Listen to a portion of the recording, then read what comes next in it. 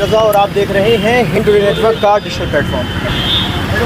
ये जो उत्तर प्रदेश परिवहन निगम के जो नियुक्ति के लिए आंदोलन चल रहा था, ये अब हड़ताल, भूख हड़ताल का रूप ले चुका है। अभी आपने देखा, मैं आपको एक क्लिप दिखाऊंगा जिसमें एक बच्चा बीमार होकर एम्बुलेंस आया है। वो भूख हड़ताल में इतना बीमार हो गया कि उसको एम्बुलेंस के हॉस्पिटल भेजा गया है। 3 लोग यहाँ से उसके साथ गए।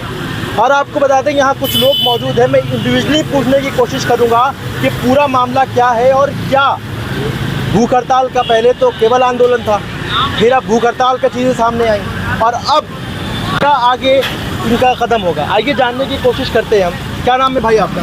मेरा नाम अमन कुमार है। भाई, जिस तरीके से आप देख रहे हैं आंदोलन नॉर्मल था, फिर भूख हड़ताल की स्थिति बढ़ने लगी, तो क्या कुछ कहना चाहेंगे इसमें? किसका घोटाला, क्या पूरा मामला क्या है? एक बार आप हमारे दर्शकों को समझा सकते हैं?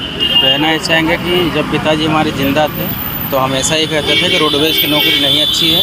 हमेशा से शुरू से ही कहते थे कि तुम लोग बढ़िया पढ़ाई करो, अच्छी नौकरी करो, लेकिन उनके जाने के बाद स्थिति बिगड़ गई और कहीं ना कहीं उनकी बात सत्य थी कि रोडवेज की नौकरी नहीं सही और उसका खामियाजा हमें भुगतना पड़ रहा है। नहीं, सरकार क्यों नहीं सुन रही है आपकी आवाज़? वोट के टाइमिंग तो तमाम पार्टियां, तमाम दल अपना लेकर चले आते हैं, लेकिन इस टाइम जब आप ज़रूरत है आप लोगों को सरकार की और तमाम पार्टियों की, केवल इंडिविजुअली मैं सरकार की बात नहीं कर रहा हूँ, विपक्ष की, पक्ष की, दोनों की बात कर रहा हूँ, कोई आप लोग के साथ खड़ा क्यों नहीं है इस आंदोलन में? देखिए, कहीं ना कहीं अगर हमें वो रखते हैं तो जितने में वो हमें रखेंगे उतने वो 2 से 3 लोग रख लेंगे, तो कहीं ना कहीं हमें रखने में उनका नुकसान, जो कि सीधी बात है। तो इसलिए वो पीछे हट रहे हैं हमारी सुनने के लिए। तो सर, जिस तरीके से आपका आगे का क्या प्रक्रिया रहेगी? क्या मतलब जिस तरीके का प्रक्रिया यही है, जब हम लोग 2 सितंबर से धरना देना चालू किए हैं तो उन्होंने कहा, अंदर से अधिकारी लोग आए, बोले 23 दिन में हम कर देंगे, आप हमको 23 दिन का समय दीजिए, फिर हम कर देंगे। फिर उसके 2 दिन बाद फिर आते हैं, फिर कहते हैं कि आप 1 से सवा महीने का हमें समय दीजिए।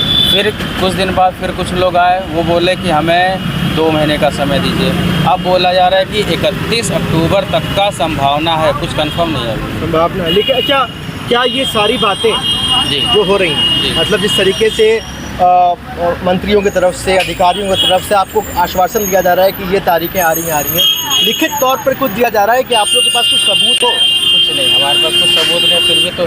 फिर ही तो हम यहाँ पे डटे हुए हैं कि अगर आप 31 अक्टूबर तक कहते हैं कि हम देंगे, तो हम 31 अक्टूबर तक यहीं रहेंगे और लेके जाएंगे, क्योंकि पिताजी के जाने के बाद लगभग हमारा त्यौहार के साथ साथ हमारी ज़िंदगी भी फीकी हो गई है। तो जैसे घर पे बैठे रहते हैं, इस आशे में वैसे यहाँ बैठ लेंगे, हमें कोई दिक्कत नहीं। तो कब तक और बैठ सकते हैं? जब तक नियुक्ति नहीं मिल जाए। देखिए, आप लोगों को अधिकारियों ने डराने की और धमकाने की भी कोशिश की थी। एक वीडियो हमारे पास आया था, यहीं के कुछ लोगों ने मुझे भेजा था कि आप लोगों को हटाने की बात कही जा रही थी कि आपकी नौकरी पर असर पड़ सकता है। जब नौकरी दे ही नहीं रहे हैं तो किस नौकरी पर असर पड़ेगा? अब यही है कि हम स्टूडेंट हैं, तो वो इस चीज़ की धमकी दे रहे हैं कि हम इस पर कुछ प्रतिक्रिया कर देंगे कि मुकदमा लग जाएगा तो नौकरी नहीं मिलेगी। वैसे भी नहीं मिल रही है, अब नहीं मिलेगी, कुछ कर लेंगे अपना जीविका चलाने के लिए, वैसे हटेंगे तो नहीं। सर, क्या नाम है आपका? जी, मेरा नाम हसीब बेग है। मैं सीतापुर डिपो में हमारे पापा थे, BC बुकिंग क्लर्क, और कोरोना काल में उनकी डेथ हुई थी। तो शुगर के पेशेंट थे, कोरोना काल में उनकी डेथ हुई थी और वो पूरी ईमानदारी से और तन मन से ड्यूटी करते थे और उन्हीं के बच्चे हैं, उन्हीं का खून है। और ये लोग कहते हैं कि ये हमारे परिवार के हैं, मुख्यालय के आलाधिकारी लोग कहते हैं हमारे परिवार के हैं। दुख होता है देखकर, तो दुख होता है तो नियुक्ति क्यों नहीं दे रही? क्यों नहीं दे रही? तो इसका मतलब क्या लग रहा है आपको? स्थिति क्या है कि क्या सरकार नहीं सुन रही आपकी आवाज़, अधिकारी नहीं सुन रहे, या आप ही के बीच कुछ ऐसे लोग हैं जो आप लोगों की नियुक्ति नहीं कराना चाहते? देखिए, सरकार सुनेगी जब ये सरकार तक ले जाएंगे बात, सरकार तब सुनेगी ना। और ये लोग कहते हैं कि 2 महीने में दे देंगे, 2.5 महीने में, और ये दिवाली के पहले दे देंगे।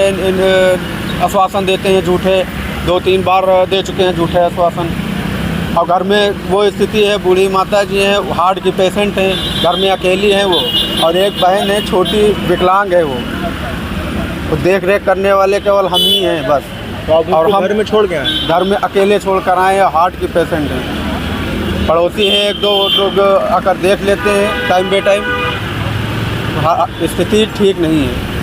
तो मतलब क्या लग रहा है, केवल आश्वासन आश्वासन आश्वासन, और एक और कहा जाता है कि तारीख तारीख और तारीख, काम कुछ नहीं हो रहा, कार्य कुछ नहीं हो रहा, आवाज़ कुछ नहीं सुनी जा रही, बस आश्वासन और तारीख पे तारीख दी जा रही है। बस वही आश्वासन दे रहे हैं और झूठा आश्वासन दे रहे हैं और तारीख पर तारीख दे रहे हैं, और हम लोग यहीं पर बैठे रहेंगे। 31 अक्टूबर तक बताया है, लिखित तौर पे तो कुछ दिया नहीं जा रहा, पर कुछ नहीं दिया गया है। आप बस लोग ने मानने जबानी की कोशिश की, जी आप लोगों ने लिखित तौर पर, जैसे हम लोगों ने कहा जा रहा है यहाँ पर कि 31 तारीख की डेट दे दी है, 31 अक्टूबर तक, तो क्या 31 अक्टूबर तक में इन्होंने लिखित में दिया है कि हम संभावनाएं जो भी उन्होंने वादे किए हैं, संभावना या कुछ भी है, तो क्या उन्होंने दिया है कि हाँ भाई कुछ तो आपको रिटर्न होना चाहिए, सबूत होना चाहिए?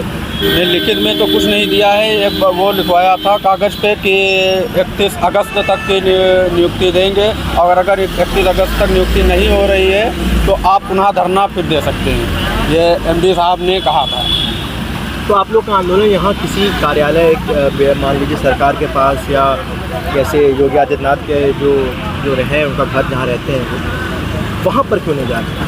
हम लोग वहाँ पर कूच करने वाले थे सीएम आवास पे, तो तभी तो इन लोगों ने कहा था, अधिकारी आए थे, आला अधिकारी बड़े बड़े आए थे, सब कह रहे थे कि 31 अक्टूबर तक की हो सकता है, हो जाएगा भी नहीं कहते हैं हो सकता है।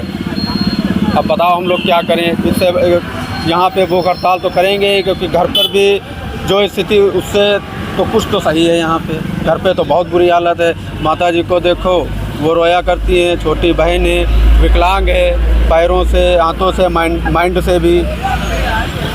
ये एक आदमी हमारे पास और मौजूद है। सर, आपसे बस आखिरी सवाल ये पूछेंगे कि जिस तरीके से नॉर्मल हड़ताल थी, फिर ये हड़ताल आ गई भूख हड़ताल, अब भूख हड़ताल पर स्थिति गंभीर हो गई, एक बच्चे की तबीयत खराब हो गई, वो अभी हॉस्पिटल है, तो क्या इसको देखकर इंसानियत जागेगी अधिकारियों के दिल में? सर, जागनी तो चाहिए, अगर ये इंसान है तो जागनी तो चाहिए इंसानियत। यहाँ अभी तो गया है, पता नहीं कितने और जाएंगे हॉस्पिटल, अगर यही कंडीशन रही तो। क्या भूख हड़ताल की क्या क्राइटेरिया है आप लोग? सर, भूख हड़ताल तो जारी रहेगी। क्या क्राइटेरिया है? कब कुछ क्या बिल्कुल ही नहीं? ये जब तक अन्न पानी कुछ नहीं, जब तक ये नियुक्ति के आदेश नहीं कर देंगे, जब तक भूख हड़ताल हमारी जारी रहेगी। कटोरा लेके भी स्थिति मैंने देखा कि लोग कटोरा भी लिए हुए हैं, आप लोग जो भी आगे प्रदर्शन कर रहे थे, तो उसका क्या नज़रिया है, क्या आप दिखाना चाहते हैं, क्या नहीं चाहते सर? अब ये क्या नाम है, एक तो हम पहले से ही परेशान हैं और यहाँ के और ज़्यादा हो गए। हमारी घर की स्थिति इतनी ख़राब है कि हम दूसरों से कर्ज ला के यहाँ धरना दे रहे हैं। हम इतनी भी सक्षम नहीं है कि कुछ कर सकें हम। ये देश की हाल हो चुका है, महिलाएं भी इस आंदोलन में मौजूद हैं। महिलाएं सर, महिलाएं तो परेशान तो सभी हैं यहाँ, महिलाएं भी हैं यहाँ, हम भी हैं, सभी परेशान हैं। यहाँ दिन रात मच्छरों में पड़े रहते हैं, कोई देखने वाला नहीं, कोई सुनने वाला नहीं। कहना यही है कि 31 तारीख तक और वेट कर सकते हैं आप लोग, और ये अधिकारी लोग कह रहे हैं कि 31 अक्टूबर तक हो जाएगा, यही बोल रहे हैं हो जाएगा, लेकिन क्या 31 अक्टूबर तक आपका भूख हड़ताल चलेगा? हाँ सर, चलेगा, भूख हड़ताल चलेगा।